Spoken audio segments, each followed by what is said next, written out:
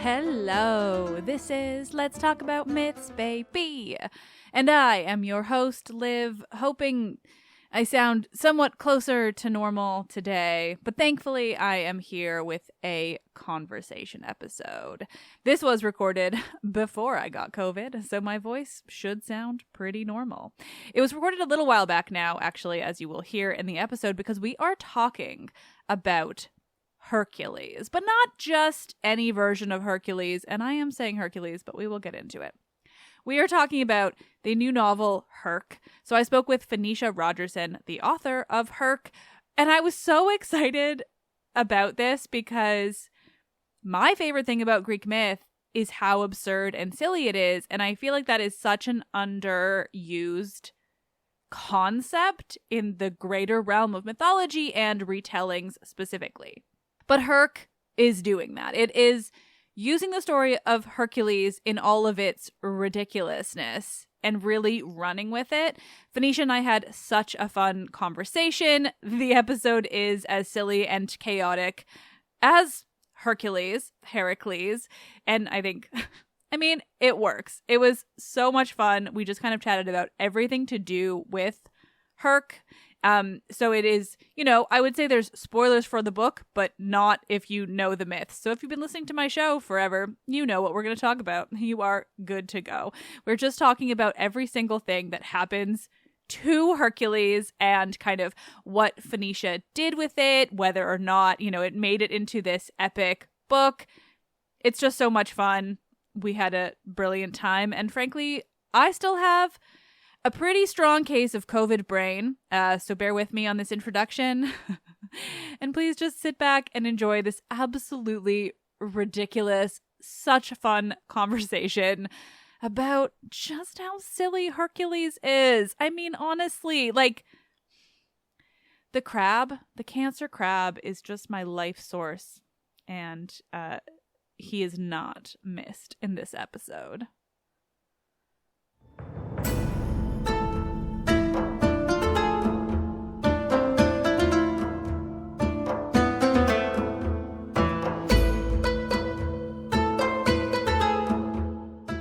Conversations, Eat, Pray Club, Comedy Meets Hercules with Phoenicia Rogerson.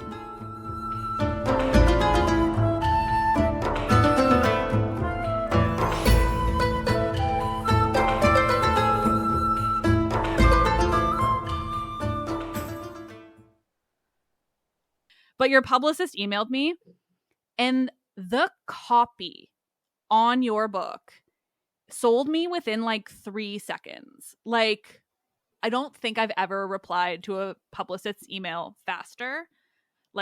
Truly. Okay, this should be the story of Hercules, his 12 labors, his endless adventures, everyone's favorite hero, right? Well, it's not. This is the story of everyone else. Alcmene, Herc's mother. She has knives everywhere. Hylas, Herc's first friend. They were more than friends. Megara, Herc's wife. She'll tell you about their marriage. Eurystheus oversaw Herc's labors. He never asked for the job. His friends, his enemies, his wives, his children, his lovers, his rivals, his gods, his victims. It's time to hear their stories.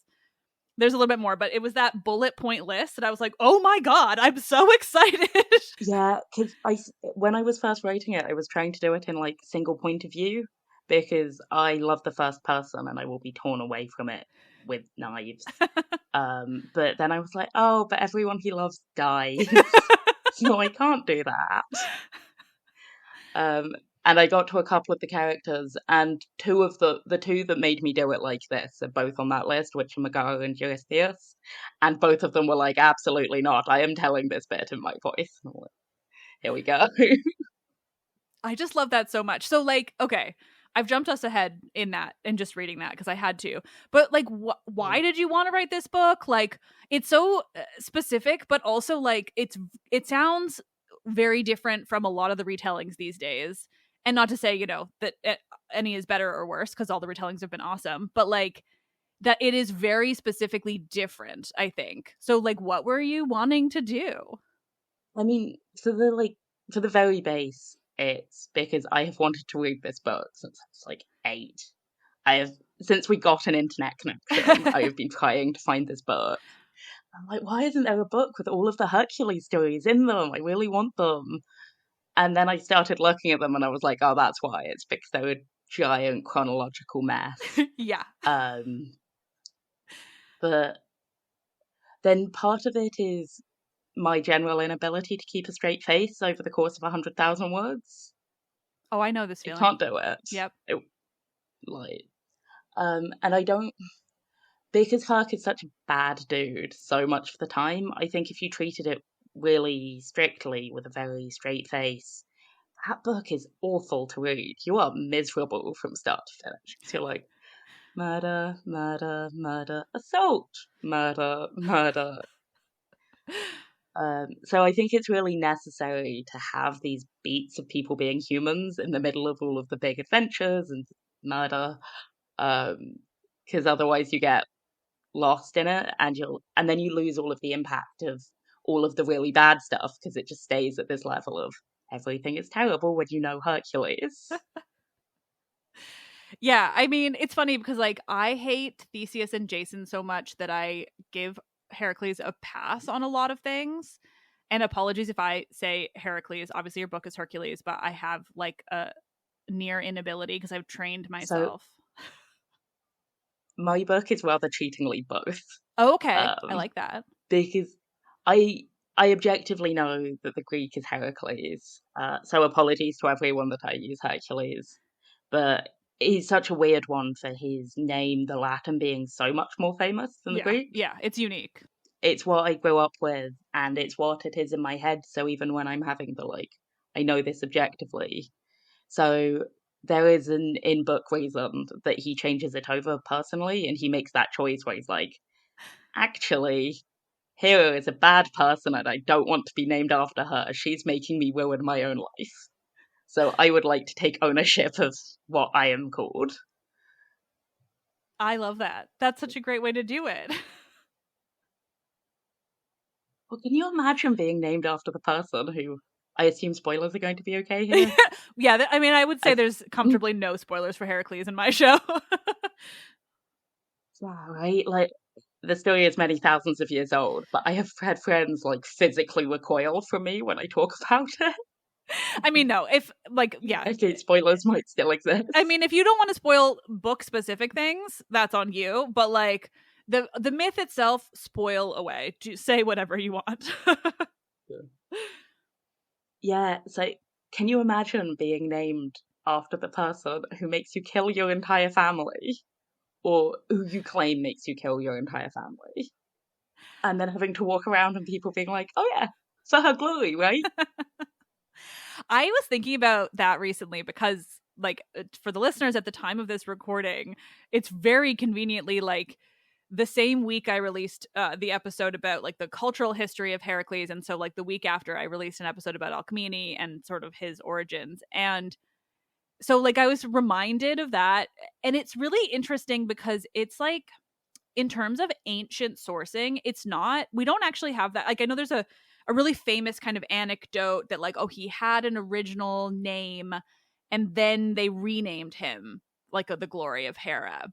But like actually that's a quite late invention, and in terms of like ancient Greek sources, we don't really have that. So he was just always called the glory of Hera from like moment one, which is kind of like considerably more interesting and funny because I like to imagine it's like it's almost like a jab by Alcmene being like, well, you know what? Like, I didn't ask for this. Like, I'm going to name this son the glory of Hera. Like, it's her husband who did this to me. Like, I didn't want it, you know? Like, I kind of like that idea. So I have him starting with the original name Alcaeus. And then Hera tries to kill him with the snakes at like 3 days old. And Alcmene and Amphitryon are like, maybe we should try and stem the flow of murder. Stemming the flow of murder would be a good idea. Yeah, that's valid. Results. Yeah. I do like the name Alcaius too. Like, it's a good story to have it that way. So I think it's really interesting to have, like, to look at both options. I mean, that's the most fun thing about Heracles though too, right? Is like the length of time that he was around as this enormously important hero means that, like, nothing is certain. Everything is a big old question mark in a way that, like, means you can kind of play around with it. I don't know, at one point I had an actual spreadsheet with how old he was when he was doing various things. Oh my god. Because you can get away with things in myths that you can't get away in books. Yeah. Like how he was supposed to be 18 with the 50 daughters. Sorry, I just read that. This is going to be a problem in this episode, is that normally I'm not, like, so deeply ingrained in a person's myth before I talk about their book. But I am right now. That is one of my favourite chapters, and the one I have a cameo in. It's with the 50 daughters. Hell yes! It is one of my artier moments, while simultaneously not being arty at all. But yeah, there is a lot of work to be done when you're actually mapping people's ages to be like, that's a lot of 12-year-olds getting married, and I do not like it. Yeah. Yeah. Let's try and get them up 16 at least. Lean on it. I mean, yeah, writing about Greek myth generally, like, you have to make so many different decisions to just, like, stem the horror that is inherent with so many things today. Like, I get it, they didn't see it as horrifying back then, but, like, you gotta now. You can't just write it straight as it was, because that's awful. That's just, like, it's a lot of incest. I mean, yeah. At one point, someone mentioned to me, like, oh, we might put a family tree in the book, and I was like, we might not. We might not want to know how closely related Alcmene and Amphitryon were. I love that because, like, Heracles has got to be. I mean, I actually don't. How closely related are Alcmene and Amphitryon? I think second cousins, probably. Okay. That's not too bad for Greek. I again had a family tree at one point. Yeah, it's not too bad for Greek, but when you have to put adjectives on it, yeah, it's not 10 out of 10. Yeah. Well, my favorite, like, and the thing I compare everything against is the fact that Hades is Persephone's uncle on both sides. So, you know, if it's not that, then you're doing great. In fairness, Hades and Persephone don't have a lot of children, famously. They don't have any children in the original Greek mythology, yeah. Yeah, so it's not like when Zeus's grandson and Zeus's daughters go around having kids. You're like, I mean, yeah, they love that inbreeding. Fine. So, okay. It's their heroes, so it doesn't count. No, I mean, they're all gods. It's all good. What was I going to say? Okay, there's just so many things about Heracles. So, like, I'm just trying to decide how to guide the conversation so I'm not just, like, yelling stuff at you, because, again, like, I just did so much weird research into, like, the depth of his story and, like, the sourcing on it. So I went, like, very deep in a way that I don't normally. But, like, I mean, I don't even know. What are your favorite characters? Tell me about how it's about everyone else. Like, how did you write it? What did you want to do? So I had so much fun writing it and all the different characters. It sounds because so fun. they really work as a foil to, like, the idiocy that is heroism. Like, some of the heroes do some quite heroic things and save quite a lot of lives. And some of them do some quite monstrous things and kill quite a lot of people. But can you just imagine going about your day and eating breakfast, and then Hercules, like, drags a lion skin behind you, and you're like, yep, it's Tuesday. It's happening this week. And getting to do the foil and what it must have been like to, like, be a person in a world where the gods are present and the monsters are present, but they're, like, not very present. Yeah. So it's unusual to come up against this, like, more than once in your life. But when it is your idiot cousin doing it all the time, it's just like, why? Eurystheus, who did not ask for the job. Right, did not ask for the job. And is absolutely my favorite for the first, like, he is the cause of the first silly story I know about Greek myth, Is it the... which is when, with hiding in the jar. Yeah, good. I was like, I'm gonna let you say it, but Yeah. I love it. So that blurb originally said Eurystheus definitely did not hide in a jar, which was incredible for the people who knew the story, but for the majority of people who didn't, they were like, what are these words in this order? But can't they, does not everyone just visualize the pottery in their head? That depiction that shows Heracles like holding the boar over the man in the jar? Because like, that's all I can see right now. So historically, one of my favorite games with all the pottery is trying to work out how and like what yoga Eurystheus is doing to fit in that jar. He's like a cat. One of my friends studied archaeology and she pointed out that maybe the jar was buried and there was a whole human underneath. And she's definitely right that my game is ruined. I mean, it's like those moments in Greek myth are some of my favorites. I have a theory that Heracles was a bit like Keira Knightley in the noughties, where if you could just put her in a film, the film would sell. And people would just like cram him into any story where there was any space and be like, well, this is a Herc story now, and people like those. That's deeply accurate. Which is my pet theory on why he's in the Argonauts for like 3 weeks and then leaves. I like that because I feel like that's as old as it gets too. Like I'm trying to think if he's mentioned as an Argonaut in the Iliad, because I love that too, where it's like it was as early as possible where they were trying to slot Heracles in. Like he's so interesting in that way because like literally from day one of what we have of Greek myth, he is like the big guy that everyone wants to emulate.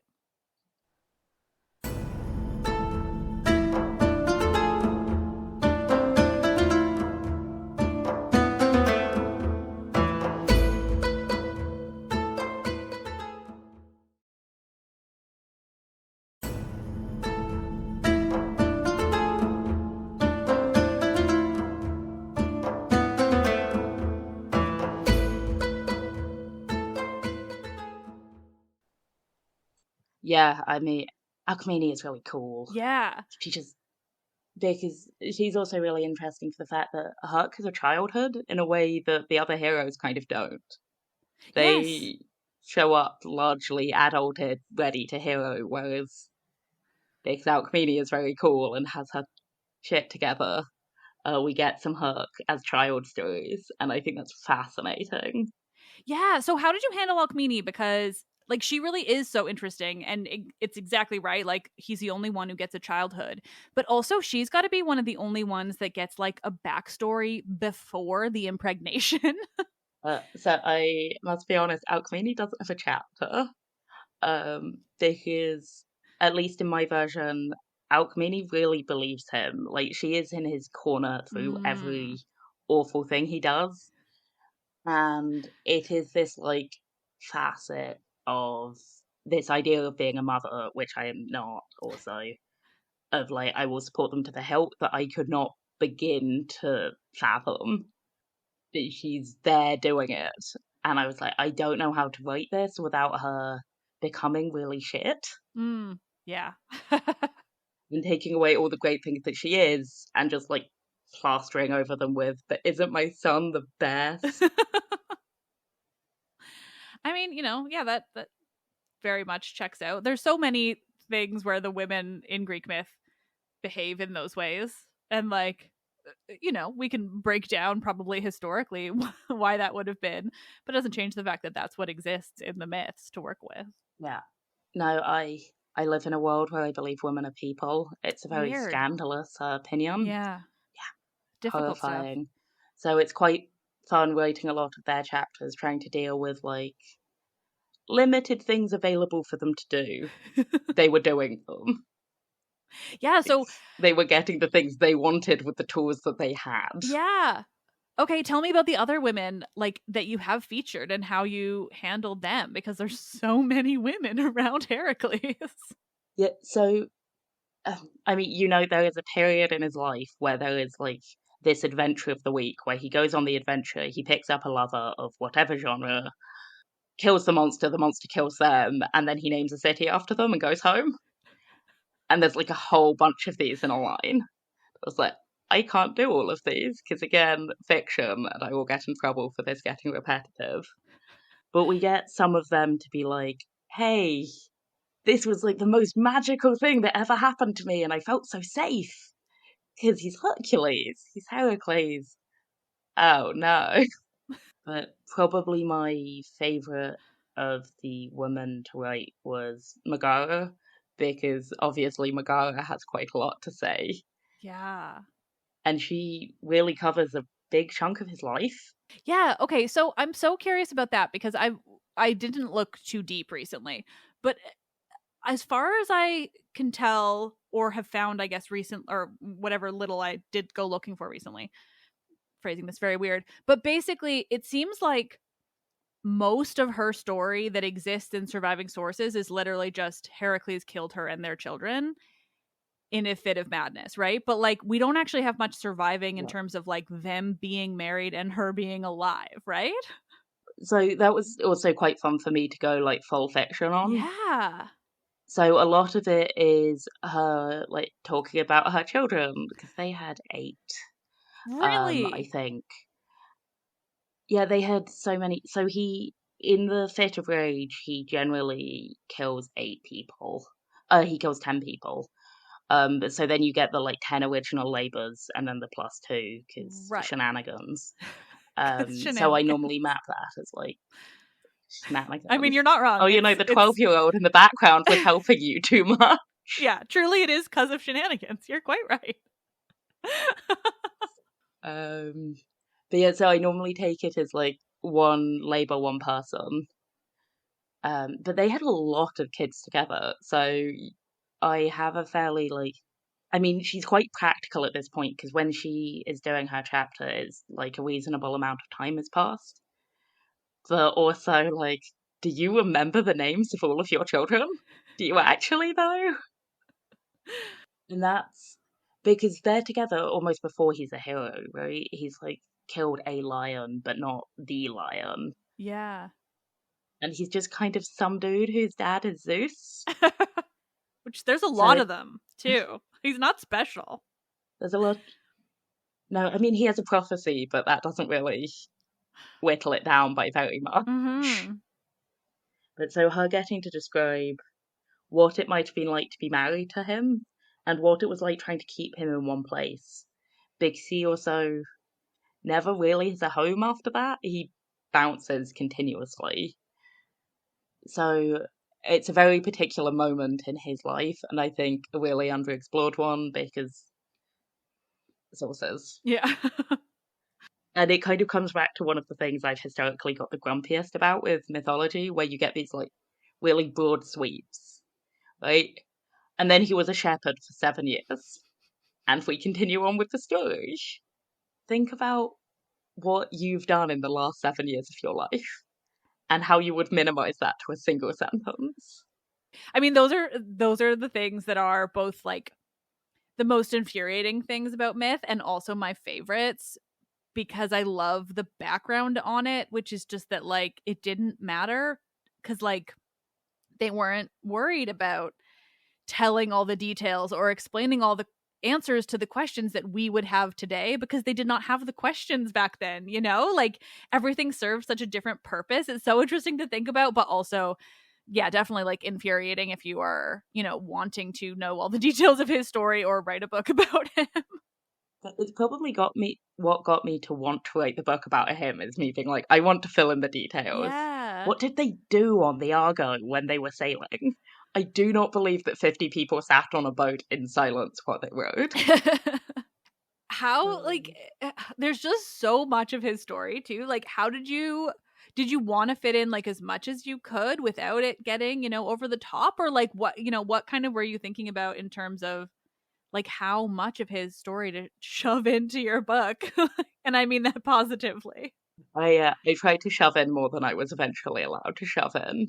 There were a couple of what even then I called side quests that someone was like, "Is this adding anything?" And I'm like, "Flavor? Yeah, you're like, it is to me, but fine. It makes me happy." Yeah. Um, because yeah, getting every single Hercules story is totally impossible for like the book is about 100,000 words. I think if I had a million, I couldn't do it. Um, and it would make no sense because what are timelines? Well, yeah, exactly.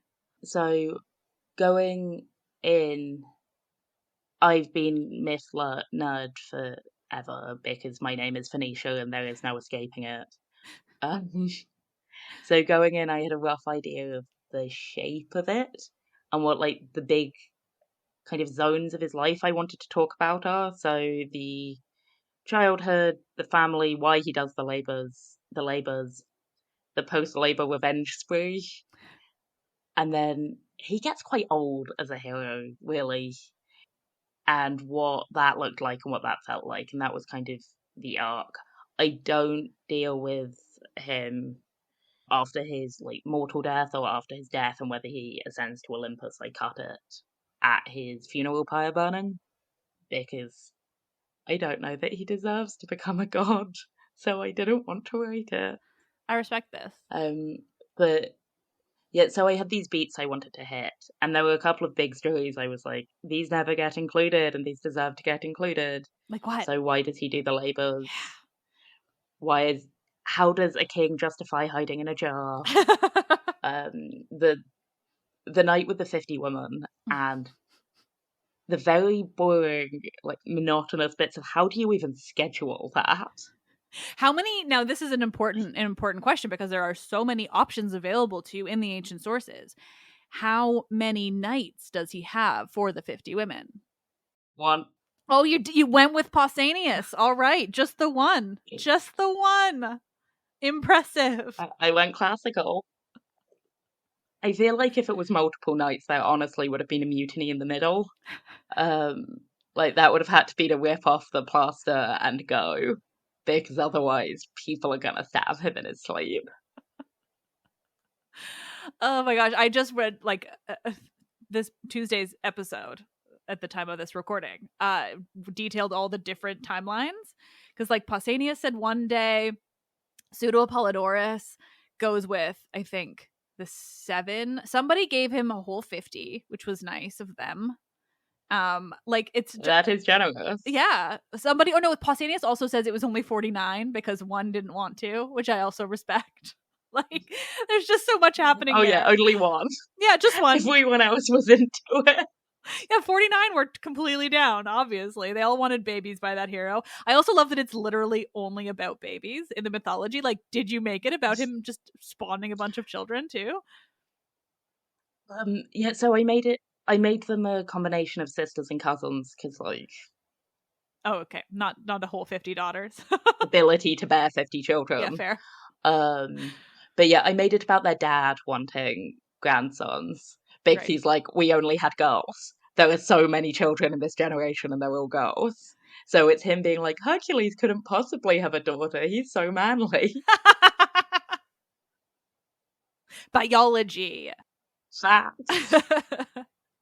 I love that. Yeah, I mean it's just it there's so many different pieces into Hercules' story that are so perfect in this way because they literally just like tacked on after the fact to like connect him to all these different people and places, and it makes it just so satisfyingly bizarre to try to read through. It's one of the things I really loved with the story is how it makes no sense. None. Nope. And it was like, yep, he's here now. He's doing it. Which means I cannot like read anything about him anymore because I see something and I'm inevitably like, oh, I should have put that in. Like, the book is printed; it's on the shelves. Oh, I can only Mm. imagine because he of all people, he just has the most out of anyone by like you can't even fathom the difference in terms of, you know, the content that he has, but also like the complete lack of detail in most of the content.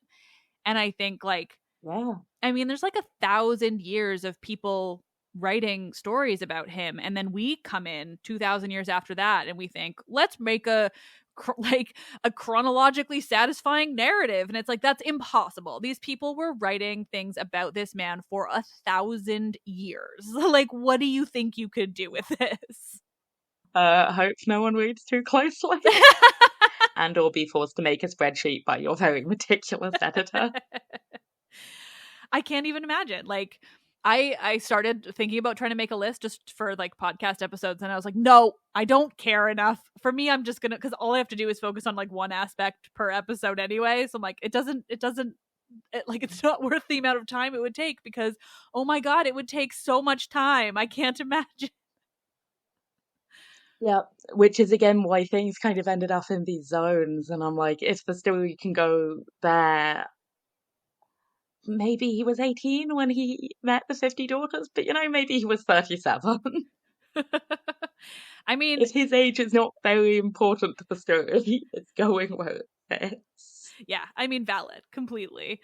So, like, okay, one of the things I noticed in the copy too, is like, it's funny because I know it's all about marketing and stuff too, but it just is completely like, well, I would hope so for Heracles, but it's that you've written it is a queer story as well, which anyone who tries to straight wash Heracles is like doing something weird to mythology. But how did you want to handle that? And like, obviously relationships with him are so kind of like, so like, what were you trying to do or wanting to do when it comes to his like more romantic relationships?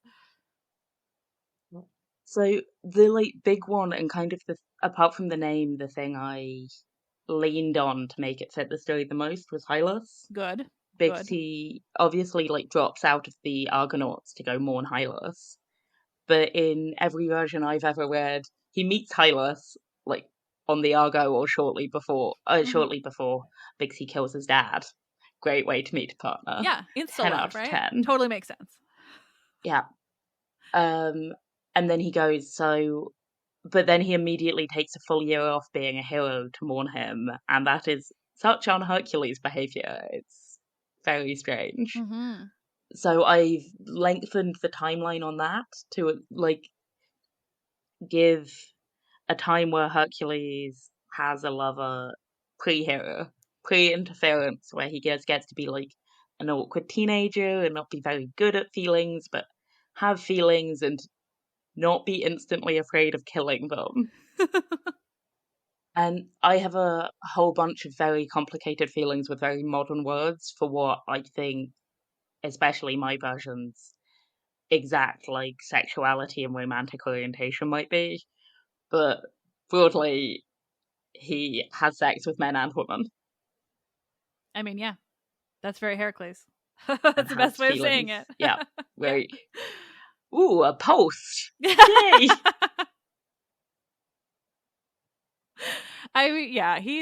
He's just so interesting. So I don't know why this is the one that is just focusing in my head so much, because he really barely plays a role in this story, but the role he plays is one of my favorites. And so, did you talk at all about Alcestis and him wrestling death?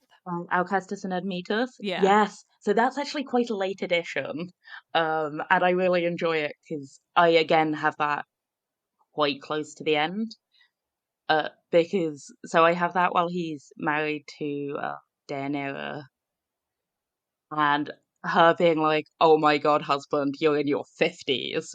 Why? Why did you do this?" Sometimes you just have to wrestle death. I don't know. Yeah, go round to your friend's house for a dinner party. Yeah. Quick fisticuff with death.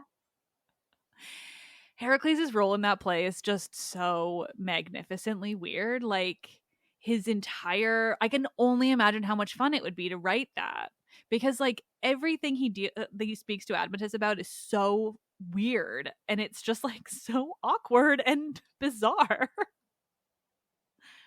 I genuinely don't believe he could have had like any real people skills by the end of it. Mm-hmm.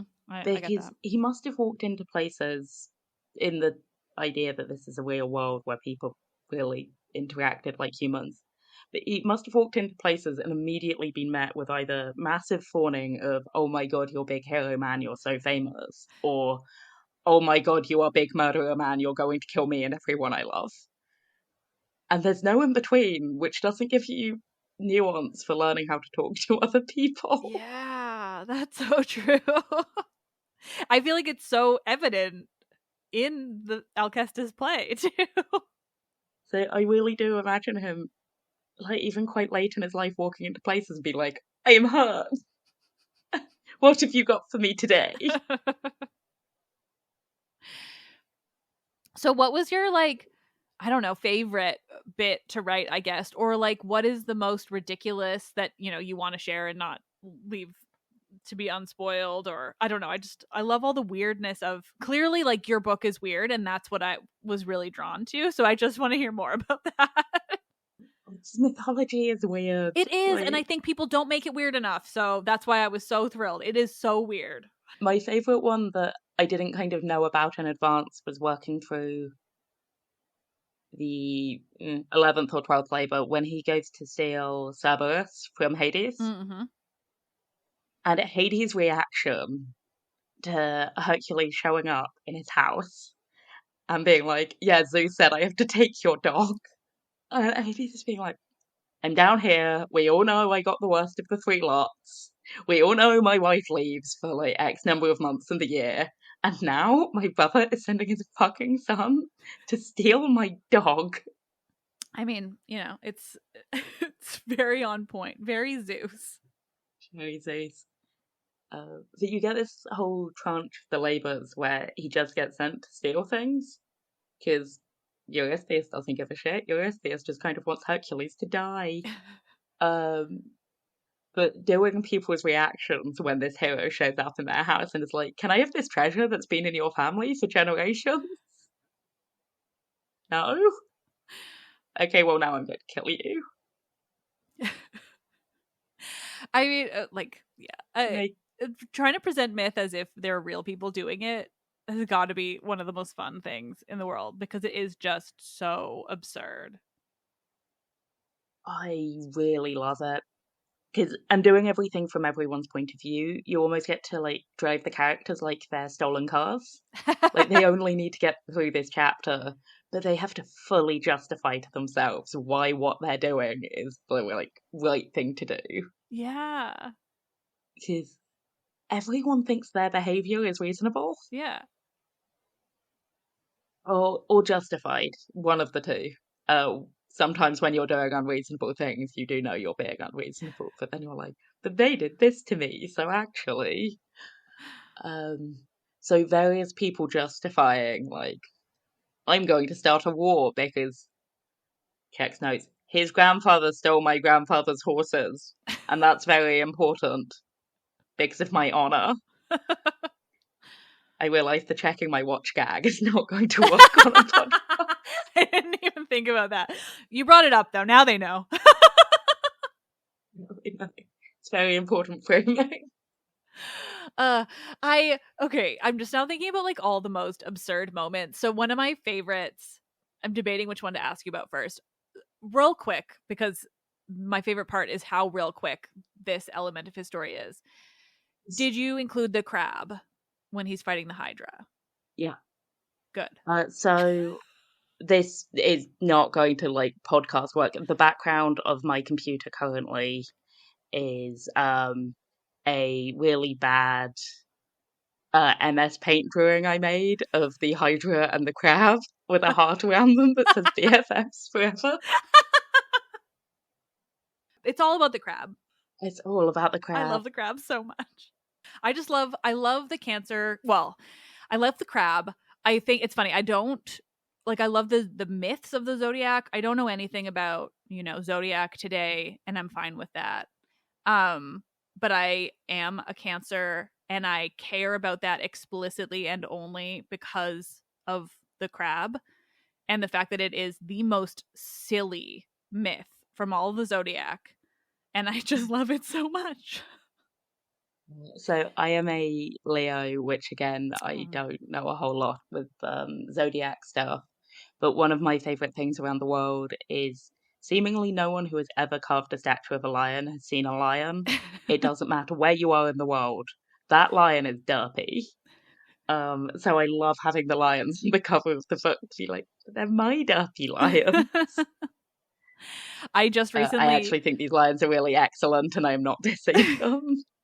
I recently saw a pottery depiction of the chimera, and it is the derpiest lion ever, but also with a goat and a snake. So it's just really peak what you're talking about. Some of the Hydra pottery as well Mm. gets very derpy. How do you draw this many heads? Where do they come out of?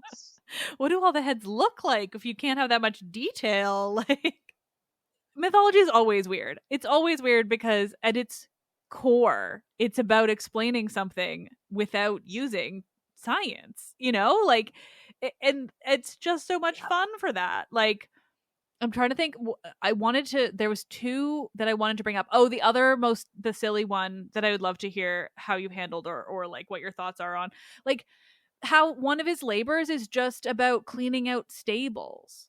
Like, he goes from doing all these really impressive He doesn't things. even do it. No, he doesn't. He just releases a river and the river does it for him. Like, he's a lazy butt. But like, it's so weird. In fairness, it does get discounted for him not doing it.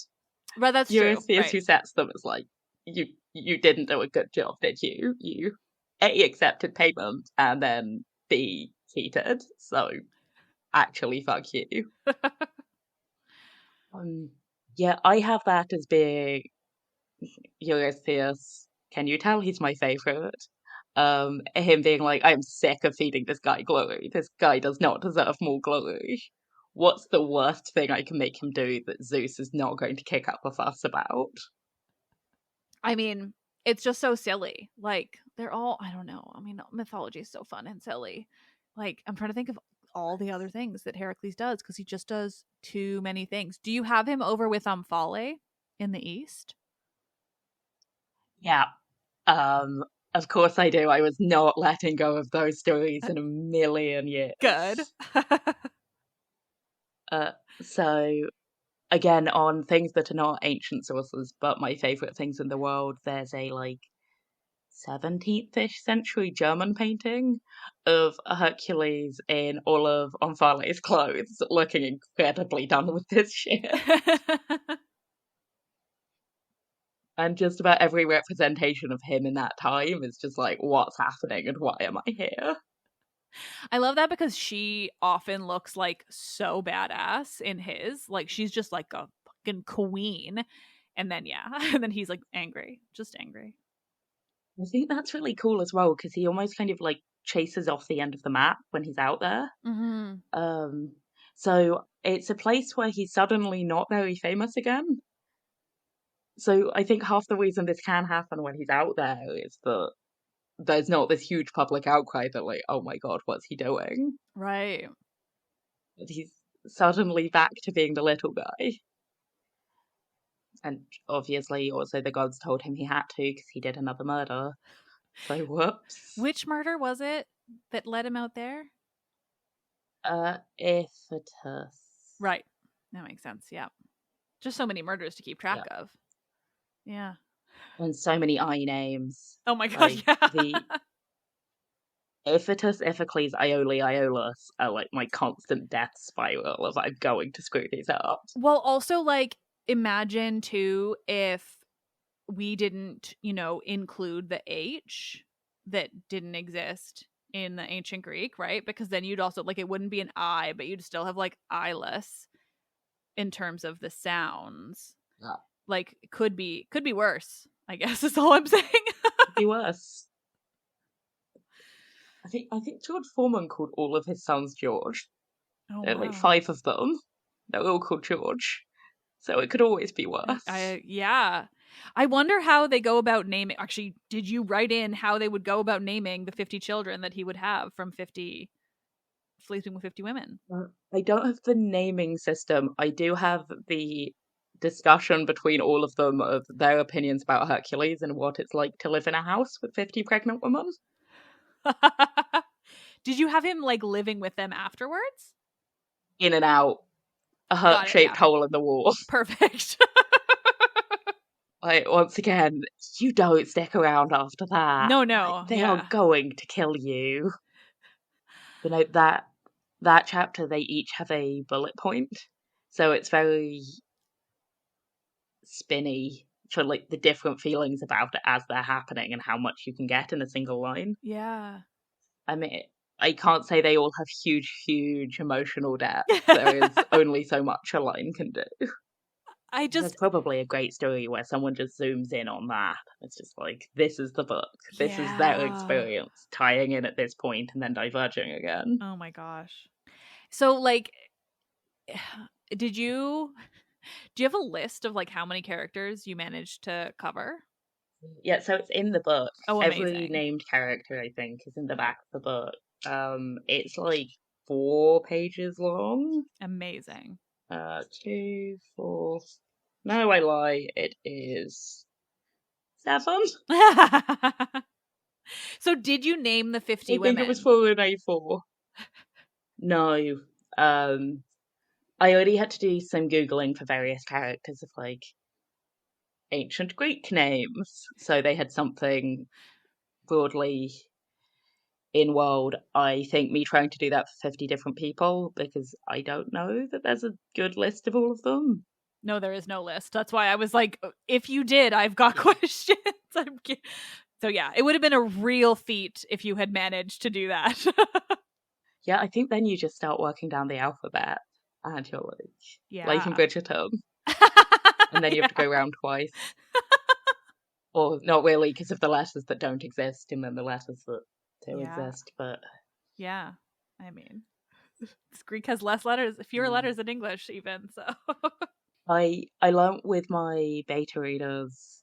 I have this really bad habit when I read books where if I see a character's name and I don't recognize it, I assume they're irrelevant and I just immediately forget it until they become relevant to me. So I assumed that everyone did that. And my beta readers were like, I started keeping a list to work out who these people were, and they only appear once. And I'm like, I'm the strange one. oh, I Good think I to would know. 100% be like you are. Like, absolutely just gloss right over it. But I mean, I've learned recently like the different ways that people read, because I read very haphazardly unless I'm like reading for the podcast and actually have to pay attention.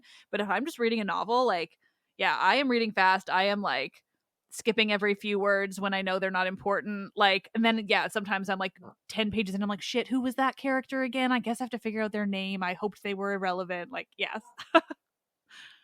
They recently set a new record for how far I've got through a book before I realised I'd read it before. It was 340 pages. How many pages was the And it got book? to the big 360. Okay. There was the big twist ending, and I got there and I was like, oh, was that this one? I thought that was like 2 books ago.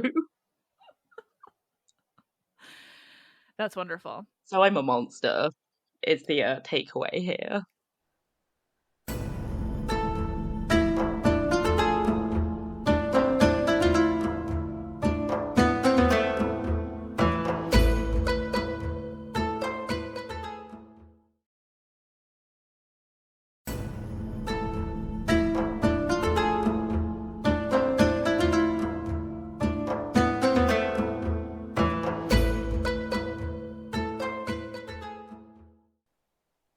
Oh, Prometheus. Did you have him with Prometheus? Sorry. I don't have him in Prometheus because I don't have any immortal points of view Right. in Love it. Herc. Okay, I like that. So it's with him and Prometheus, it's just him and Prometheus. So there's a bunch of stuff where he's just with the immortals that I don't have it because fundamentally I did not want to deal with writing the War with the Giants. The amount of backstory to explain the War with the Giants was going to be like 3 book series. That is not worth your time. Yeah. And again, Prometheus is like, he screws up the timeline as well. Because I swear to God, people use Prometheus and Atlas at various points, like semi-interchangeably. I don't have him with Prometheus. It might be referenced. His interaction with Atlas is referenced. I mean, that's fair. That one's fun. Yeah. Well, also, one of my favorite things to talk about is how he inevitably has a lot of scars. And that doesn't really get mentioned either, but one does not simply do the labors and come out being like, yes, I'm in a skincare ad now. Yeah, I mean, I just am sort of totally caught up in this idea of just treating it all like it's so real, like what would actually happen to a person dealing with all of that, because it doesn't really come up much in the myth, you just kind of like, well, he's a hero, he's fine, or like, especially now, like people have all these different ideas about what being like a quote unquote demigod means, right? But like there was no rule about what that did or did not mean in Greek myth. It they almost never used the word at all. Like it just is completely kind of irrelevant, and it just is entirely like a person specific situation. And for being a son of Zeus, he definitely gets like the biggest complement of powers. Yeah, he has the most of Because I anyone, but find, yeah, but like a lot of the sons of other and often like quite minor deities get these really cool, flashy like superhero powers. Like, oh, okay, you can walk on water. But the sons of Zeus don't tend to really have very much. They're just help.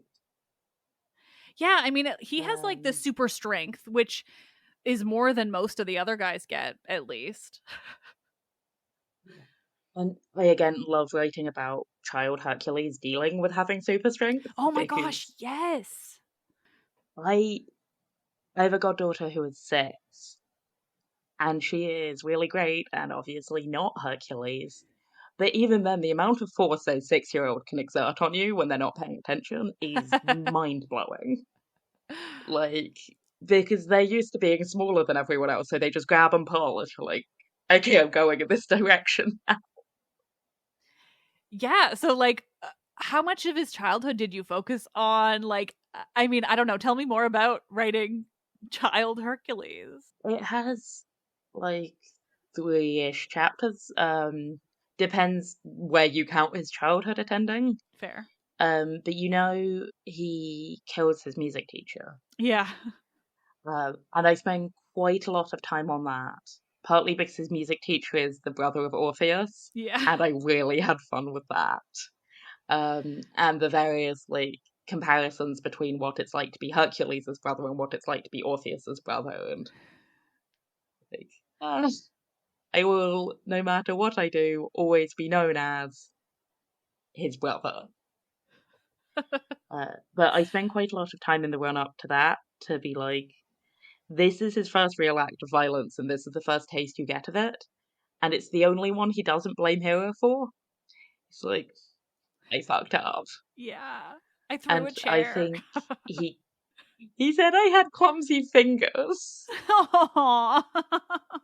I think there's a quote where his soul is described as too sluggish to play music, which is equal parts really funny, but as a person who's functionally tone deaf,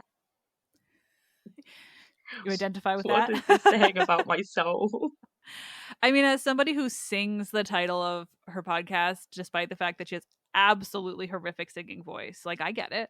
I get it. I wish I'd never started doing that, but I did, and now I'm stuck with it. So, Committed now. yep. I just make it happen. Just pretend like people aren't listening to me do that every time. In fairness, if they've got this far, they're probably okay with it. Oh my god, someone recently left a review complaining about it, and I'm like, "Do you think I think I'm good? Like, is that why you're complaining? Do you think I think I'm a talented singer? Because it's a fucking joke. Like, it's also like 2 seconds of every episode. Like, the idea of putting a complaint about my singing in was like, it was so over the top and silly. I was like, okay, dude, get a grip. A worthy man to spend so many hours of both of our time on. I mean, I love it because I feel like just the way you've gone about it feels so similar to like the reason I started the podcast, which is just that I don't think that anyone comments on the silliness of Greek myth enough. Like it is so silly, and like most of my show is about also feminism, but I really want to emphasize the silly because it's so fun, and I think we've given it this idea that it should be like revered only because of the brilliance of the ancient Greeks, and it's like, nah, they thought it was silly too. Like, let them be silly. I 100% blame the Victorians for this. Oh This is yeah. absolutely like the they got really into it for the classics, so they cleaned it up, they made it boring, they made it all about nobility, and they took away the fact that these are pub stories, a lot of Yes. them. Like, yeah, I mean, some of the stuff Heracles does, no question. The thing though, like separate from him, that always comes to mind when I want to think about the inherent silliness that you can't gloss over. Like, if you want to try to make this serious, you're losing it. Is the Homeric hymn to Hermes, where like as a fucking baby, he steals a bunch of cattle and like does all this other weird shit, and you're like, if you think that they were writing this not to be like silly drunk weirdos, like you're just wrong. No, actually, it was very important to just invent musical instruments by pulling things from the floor and sticking them together. I That's mean, how invention was. sometimes a baby just finds a tortoise, thinks, oh my god, it's so cute, steps on it, kills it, and makes a lyre. Like that, sometimes that's just how life happens, okay? It's not funny at all. Sometimes babies do crime, and actually, we should think about the children.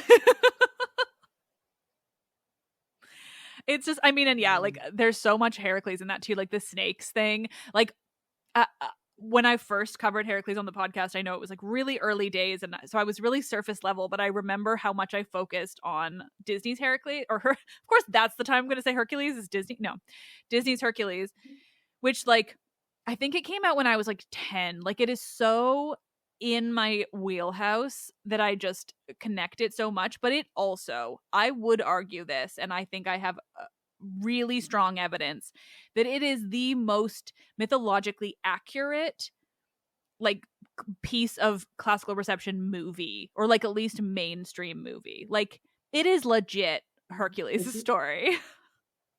survives. But like the actual things that happened, like compare Yeah, it to like this is the true. Rock's Hercules or that other weird one or the show. Like, in terms of things that Hercules actually did in the mythology, Disney has the most of it. It also has air hurts, which are Yes, it also um, is so yeah, clever. so good. So I'm the youngest of four kids, and me and my brother watching Disney's Hercules was the only time anyone watched a VHS enough to inspire my mother to pull the tape out of a VHS. That's wonderful. We I mean, uh also we were mean, allowed to name a cat. I mean, we did watch it back to back. because it's great. Yeah, we were allowed to name a cat together, and we couldn't make a decision because we were 4 and 5. So the cat was called Hercules Kipper. The next cat was just called Pegasus. Oh, well, that's great. Except, I mean, well, I mean, that is, I think, Disney's one of their biggest flaws. But you know what? Baby Hercules holding baby Pegasus is so cute that I'm not taking it away from that film. Absolutely. It is ingrained in my brain for life. That might have been my biggest disappointment when I started reading about myths. I was pretty broadly delighted by all of the violence and the silliness, but learning that Pegasus wasn't with Hercules was actively saddening. Or Perseus. Like, I just feel like the amount of brainwashing that we went through as like generations over who was actually involved with Pegasus is wild. Actually, Pegasus was a free horse. It's just like, ask any old person on the street to name who Pegasus was actually ridden by, and like 0 people are gonna have the answer. Yeah, yeah, because I read it was Perseus a lot. It's Bellerophon, Yeah. right? Yeah. Yeah. It's only him. And Yeah. like, Who because I know approximately nothing else about. It's just he Pegasus. it's Pegasus, and Chimera is basically all you have to know. But the Chimera is underrated. Yeah, because he's really early in the timelines that do exist. And then I'm like, if I'm looking at early heroes, I'm going to talk about Cadmus again. The problem with Cadmus is there's just literally nothing until very late, very bizarre sources, which I do love. I mean, I think I have demonstrated that I am not so worried about that. No, but it's also fun. Like that's what it feels like with Hercules too. Like, how did you deal with sourcing? Like, I know it seems like you went with a lot of Apollodorus, which you'd have to because it's like the only one that really details everything in like one cohesive place. But were there any other like favorite sources you had? Weird ones? I I think went Cadmus was fully making pick and mix with it. Like, taking any of the like, there is no one source which really does the whole thing because of everyone's tendency to cram him into random stories. Yeah. So, and there is already so many characters going on that if I could find an option to use an old character and bring them back in rather than introduce Philoctetes, I was going to do that. Yeah. So it's a real mixture of stuff. I think there's some Ovid in there.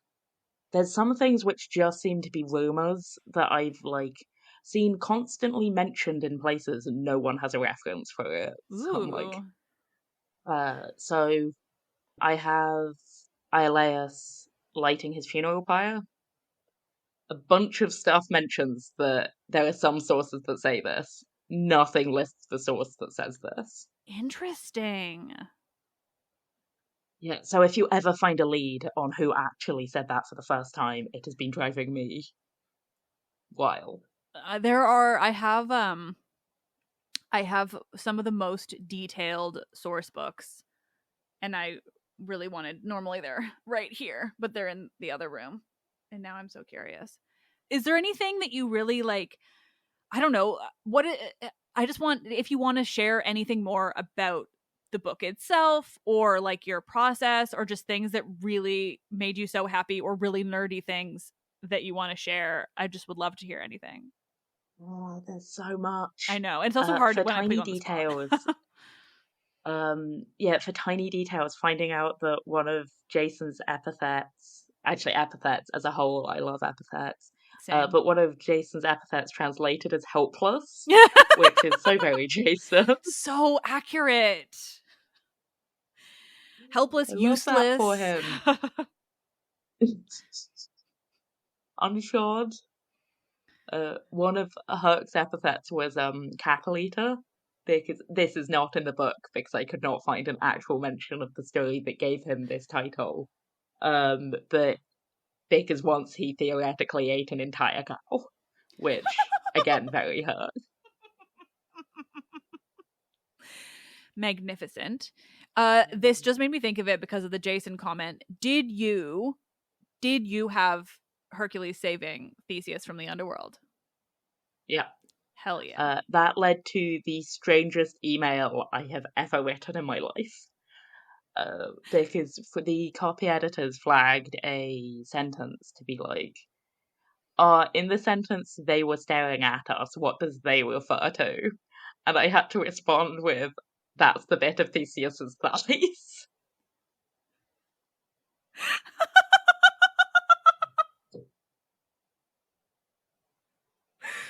Which is all that you just don't expect to write down.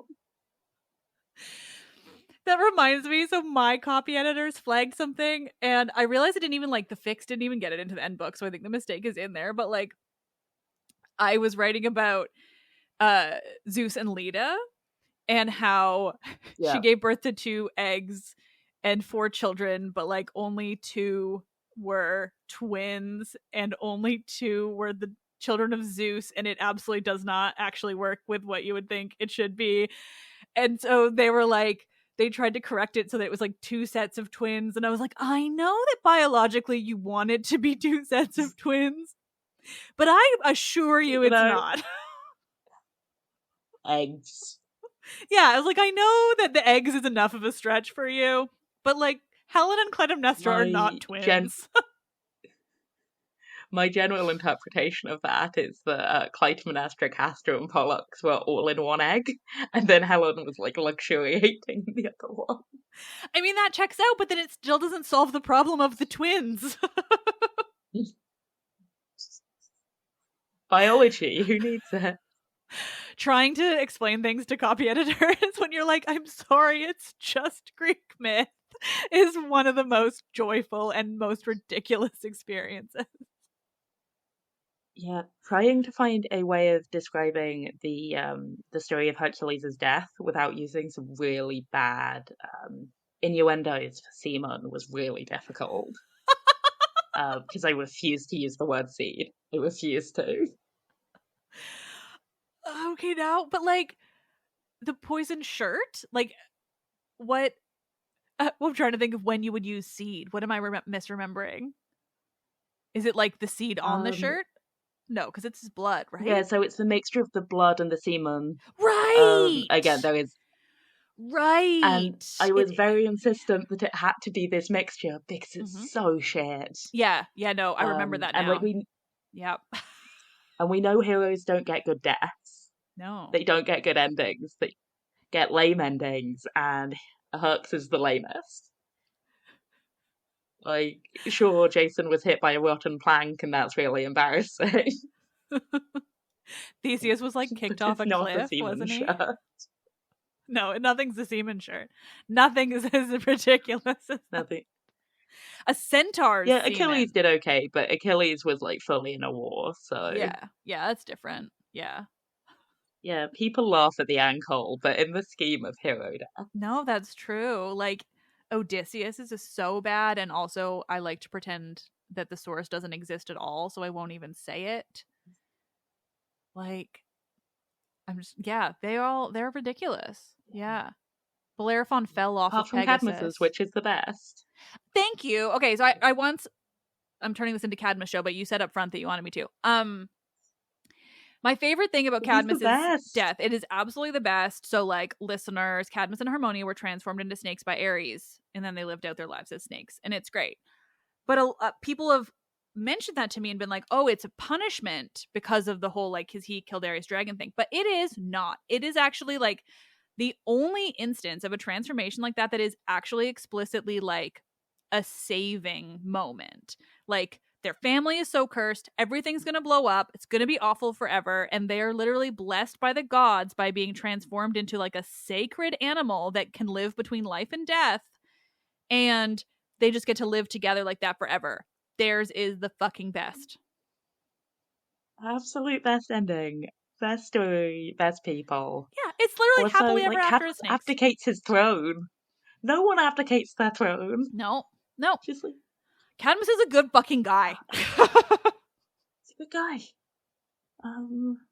Though what he did in the years he worked at Ares is, again, like, he spent 7 years working for Ares. And That's even fine. like even that bit, like that Ares even had him do that is also so fragmentary. And yeah, like there's literally nothing about it. Like his story is just generally so lacking. Can you imagine what Ares does with a, like, mortal in his house? It was just like, you're here now. See, I It love seemed like a good Ares. idea when I demanded it. Yeah, like I I think he'd also be kind love of at a loss. Ares. Good, thank you. A lot of people do not give Ares the credit he's due, but like he's a pretty chill guy. I like him. So yeah, like I like to think he'd be like, oh, I guess I have to entertain you. Yeah, and I stand behind Aphrodite and Ares as the, like, good love story. Thank you, thank you. I support it. I just think it's And also the necessary. fact that Zeus once referred to Ares as the most detestable of all his children. Ares is so underrated. Ares and Aphrodite generally together, so underrated. I absolutely love this episode, and also we have been wild, and that is incredibly fun. I don't even know. Did we talk about? I guess we just generally talked about what the book is about because it's just about Hercules in his entire life. Yeah, when people ask me in my life what the book's about, I say Hercules, and it's a weird conversation killer. The answer is so short. I mean, Yeah, I imagine my tone throughout this will have given away that it's quite silly. It treats the tragedies as tragedies, but it treats a lot of the dumb stuff in the middle as the dumb stuff in the middle. damn right. Because that's the way it be. Yeah. Hercules go smash smash. I just love that. I really think that that is what he has deserved. But yeah, the more I'm asked to describe it, the worse I become at describing the book. They end up back on about Hercules in it. Yeah. No, I like that. Um, Hercules smash smash. I think my big takeaway is just that he is like so much more than the labors. Yeah. Yeah. I mean there and it's so interesting beyond the labors, everything that happened. So that's so wonderful.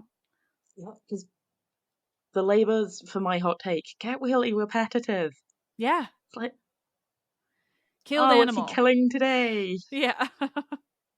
Man eating horses. Boyfriend of the week gets eaten by horses. Yeah. Pounds a city names it after him. Yep. It Gotta. happens. You gotta. Yeah, the apples are actually quite interesting, but I again really enjoy describing. It's really lame. Like I could have sent you to the market to buy apples, but instead you're doing this with your year. I forgot that's one of them. Just literally go get the apples of the Hesperides, isn't it? It's just that. Yep. Pick up some apples, pick up a dog. At least the dog is 3-headed. Like he's scary. He's in the underworld. But yeah, go get these golden apples, would you? They only grow in this one place. There's some hot nymphs there. Have at it. They only belong to the person who hates you the most in all of the world. Totally. Yeah, not an issue. Won't be a problem. I love that. So why Hera hates him the most is, I think, an underexplored question, and I don't really go into it that much in the book, so I can't complain. Like, do you mean beyond like just him being one of Zeus's many children that's not by her? Yep. Big she is especially out for him She compared is, to yeah. Zeus's many children who are not by her. Like, Yeah. and there are theories about it, but also maybe she just needed a hobby. I mean, yeah, like that's what I love about myth so often is like there's often not an explanation for something being so unique, and that's kind of fun. Like she just hated him more than anyone else. Something about his face. Yeah, just sometimes you're just going to absolutely hate a child from the very second. Actually no. Sometimes you're just going to hate a child from before the moment that they're even born. Oh yeah, right. Like, I'm not going to let him be born. Yeah. Or I'm going Nope. to I'm wait. gonna make my mate stop all childbirth. Yeah, until I can avoid him being at least this one thing. Like at the very least, we can make sure Eurystheus is the king, okay? And that will not give Eurystheus a complex in any way, No, shape, no, or no. form. That will not affect his life at all. That he is going to grow up well-rounded and a great belief in himself. Or like his brother, like poor Iphicles. Like, do you talk much about him? Yeah, he has a few chapters because he lives quite a long time in the scale of people who know Hercules. Yeah. But he also is quite reasonable while being quite heroic, and that's quite a big contrast. And he is Iolaus's dad, and anyone having to be Iolaus's dad amuses me greatly. Like the 12-year-old who's like, I want to go visit my uncle while he does penance for murder. Just his parents being like, what have we done? What's wrong with this child? I'm gonna help him kill the Hydra. For my birthday. Oh, that's wonderful. Yeah, I love the idea of treating these as the funny things and ridiculous things that they are. So I'm very glad that you've done it. Again, look at pottery and you see Hercules literally booping the Nemean lion with a stick. You're like, this The isn't. the Heracles pottery is truly like peak fun. Like the him sailing around in the bowl is one of my favorites. There's one of Athena offering him a drink, and he's just so like chill, wearing his lion's head. Like, yes, like I'll have a little bit more, thank you. Like, there, it's just the absurdity in his pottery is perfect. He also only comes in two shapes, I found. In statues, he is like a perfect square. Mm. Um, and then in pottery, he has the tiniest waist and then the biggest booty. Incredible. I mean, he loves the squats, I guess. Big squat guy. I mean, he has to get between all of these places. He just like roams around somehow. Yeah. Logic just did not come into it. That's the fun. No logic at all. Yeah. It was also threatened with maths, and I think everyone realised we did not want to deal with Oh my god, yeah, no, don't even try. Don't even try. Not with mythical locations. Yeah. Fine. They walked. There were boats. Yeah, they figured it out. Don't worry Sometimes about there were it. horses. Don't worry about it. Oh, look, a murder. Distraction. I'll kill somebody.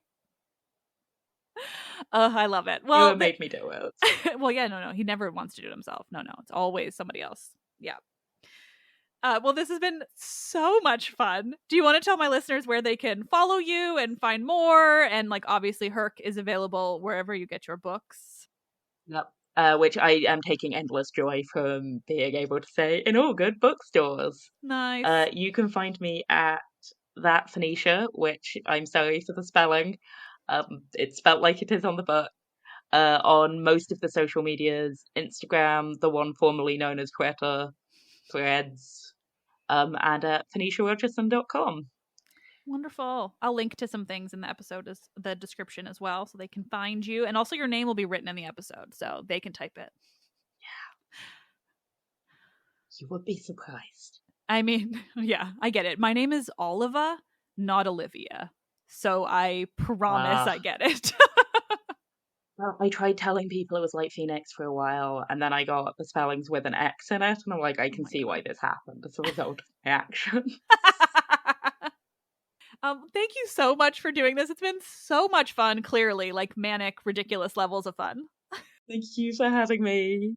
Yeah, and talking the pure chaos that is Herc. I hope it is editable and something that makes any sense. I mean, it will be, and also, like, I like that my episodes are often chaotic, because I think it really shows my ADHD brain, and people just have to deal with that. And also, you're right, Herc is chaotic, so this episode will be too. Yep. It's the bag of stories, isn't it? Yeah.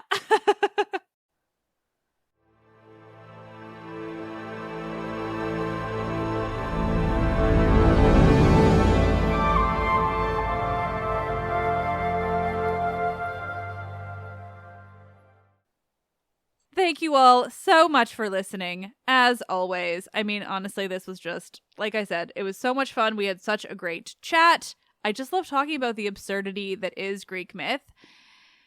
It was such a joy. We started out, the episode starts with me talking about how I got an email from Phoenicia's publicist with just like the copy from this book. And I was like, oh my God, I am so sold on this. Like, it is all that I want. I want the silliness of Greek myth, and this is where it is found. So huge thank you to Phoenicia for coming on the show.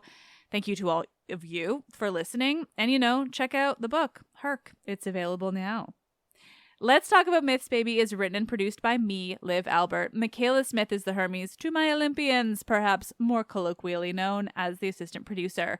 The podcast is hosted and monetized by iHeartMedia. Listen on Spotify or wherever you get your podcasts, and help me continue bringing you the world of Greek mythology and the ancient Mediterranean by becoming a patron, where you will get bonus episodes and more. Visit patreon.com/mythsbaby or click the link in this episode's description. Thank you all. You are the absolute best. I have every intention of being back with you on Tuesday with a brand new episode that is hopefully good, and hopefully I have a voice that I can record that long for without coughing up a lung. COVID is still around, everyone. Mask up. Keep immunocompromised people safe. I am Liv, and I love this shit.